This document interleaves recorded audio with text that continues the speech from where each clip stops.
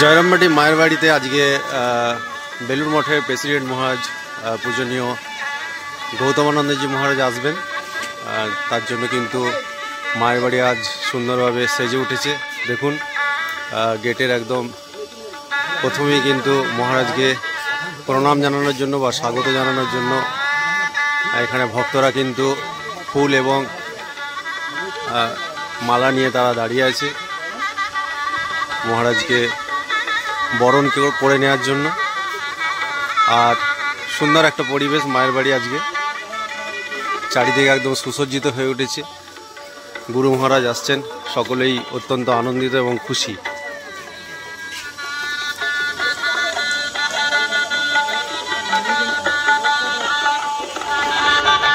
Jayrambati mission স্কুলের স্টুডেন্টরাও ছাত্রছাত্রীরাও কিন্তু চলে এসেছে, তারা পূজনীয় মহারাজকে প্রণাম জানানোর জন্য বা স্বাগত জানানোর জন্য।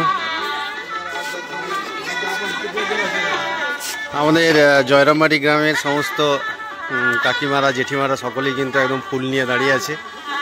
তারা অত্যন্ত খুশি, গুরু মহারাজ আসছেন, প্রণাম জানাবেন, স্বাগত জানানোর জন্য তারা একদম তৈরি হয়ে আছে।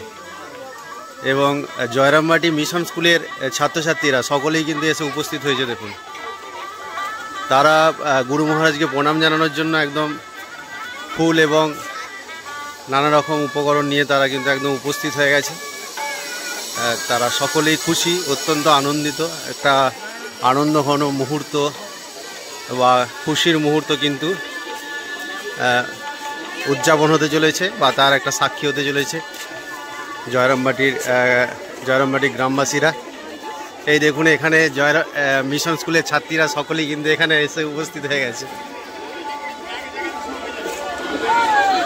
এই এক অপূর্ব দৃশ্য, জয়রামবাটি মায়ের বাড়িতে আজকে উৎসব, পূজনীয় গৌতমানন্দজি মহারাজ আসছেন। দেখুন কি সুন্দর, সকলে কিন্তু দাঁড়িয়ে গেছে একদম পূজনীয় মহারাজকে বিশেষভাবে প্রণাম জানানোর জন্য। একদম মায়ের বাড়ির গর্ভ মন্দিরের কাজ পর্যন্ত সকলে কিন্তু একদম তৈরি হয়ে গেছে। আমি একটু দেখাচ্ছি, দেখুন সামনে থেকে কি সুন্দর সাজিয়েছে। দেখুন